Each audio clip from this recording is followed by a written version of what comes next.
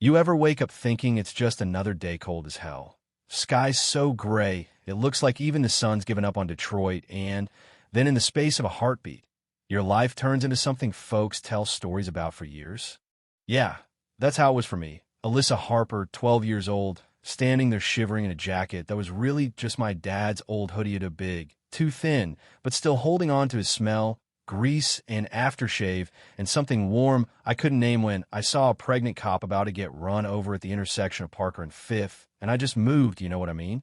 Didn't think, just ran, backpack flying off, shoes flapping, legs burning, arms out, and the whole world went quiet except for the screech of a van's tires and the thud when I yanked her out of the way. You want to know what's funny? I was the kid who never asked for much, who'd learned how to cut the mold off bread, stretch peanut butter with water, and make my little brother Leo laugh when our mom Linda worked herself half dead at the laundromat. My dad, Marcus, he was always the strong one. And then one day, cops busted into our apartment, snatched him away in cuffs for a warehouse theft he swore he didn't do. I remember clinging to his leg, asking why he couldn't stay for dinner, my mom screaming at the police like they were stealing more than just a man. And honestly, they stole the light out of our lives. So I learned early, don't complain, don't hope for much, just keep your head down and handle your business. Get Leo to daycare, pretend daddy's coming home soon, smile for the teachers, ignore the boys by the alley, come home, help mama, go to bed hungry, and say thank you anyway. But that morning, something pulled my eyes to that street cop in uniform, swaying on her feet, clutching her stomach, and suddenly everything that weighed me down just fell away. When I got to her, all out of breath, the van missing us by inches, the cop was still in shock. "Ma'am, you okay?" I asked, hands shaking a little from cold and nerves. She blinked like she was waking up from a bad dream, her hand on her belly. "Yeah," she whispered, "I think so. The baby's okay." I wrapped my scarf around her hands because she was freezing, and she looked at me like I'd done something magical.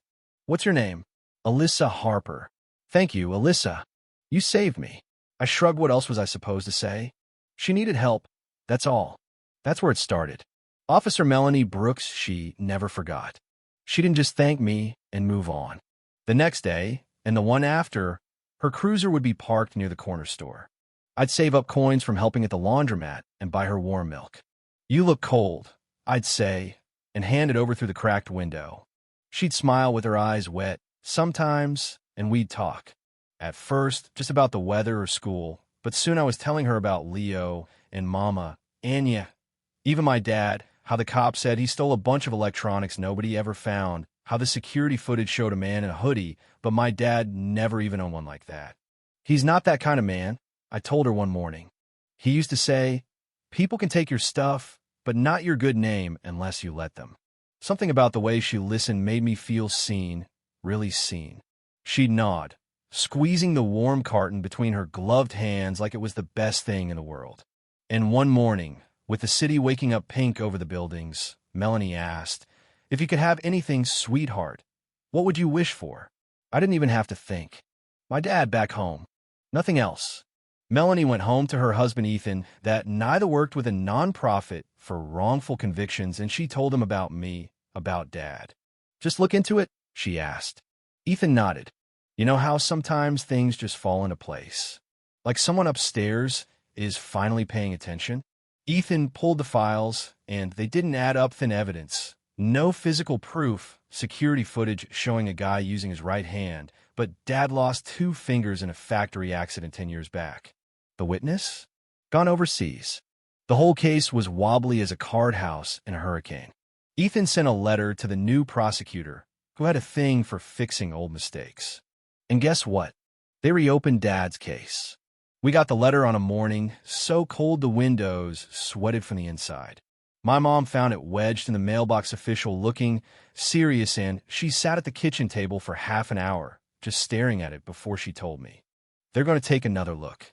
I pulled out the blue handkerchief Dad gave me when I was 5, thumb running over my name in faded thread. And for the first time in years, I let myself hope. In less than a week, we were at the courthouse. No media, no drama, just Ethan showing the judge the new facts, the prosecutor nodding along, and the judge saying, "This court finds sufficient doubt. The conviction is vacated." That was it. No thunder, no gavel, just freedom. 3 days later, Dad walked out the prison gates looking thinner, but standing tall. I ran to him so hard we nearly fell over. I told him you didn't do it, I said, hugging him tight. He didn't let go. Leo wrapped his arms around Dad's waist, and Mama cried the kind of tears that mean everything is finally right, even if only for a minute. Officer Brooks Melanie stood back, one hand on her belly, and we shared a look. The kind that says, yeah, we made it. Life moved fast after that as time, for once in the right direction. Ethan got Dad a job at his nonprofit. Melanie pulled some strings, got Mama a spot working the front desk at the police precinct. For the first time in forever, our fridge wasn't empty and the light stayed on. Leo got a real coat, and my shoes actually fit. One night, snow falling soft outside our new place, Dad and I went through old family photos. He took the handkerchief from me and said, "Kindness, that's what brought me home." I nodded and leaned on his shoulder. The world felt safe again. Years went by, but I never forgot any of the way Dad hugged me. Mama smiling through her tears, Melanie nodding from across the street. We had peace now, not perfect, but enough. Dad kept his job, never missed a day. Mama made the precinct feel human. Leo grew up fast and wild, almost forgetting those hungry years. And me? I started volunteering at Ethan's office, filing papers, greeting folks, listening, learning. By high school graduation, I stood at the podium, valedictorian, looking at my family. I thought I had to be powerful to change things, I said. Turns out, quiet kindness can turn the whole world upside down, one cup of warm milk at a time. That night, Dad raised his glass to me. But it wasn't the end. I won a scholarship, studied pre-law, came home every weekend, read to Leo, clipped coupons with Mama.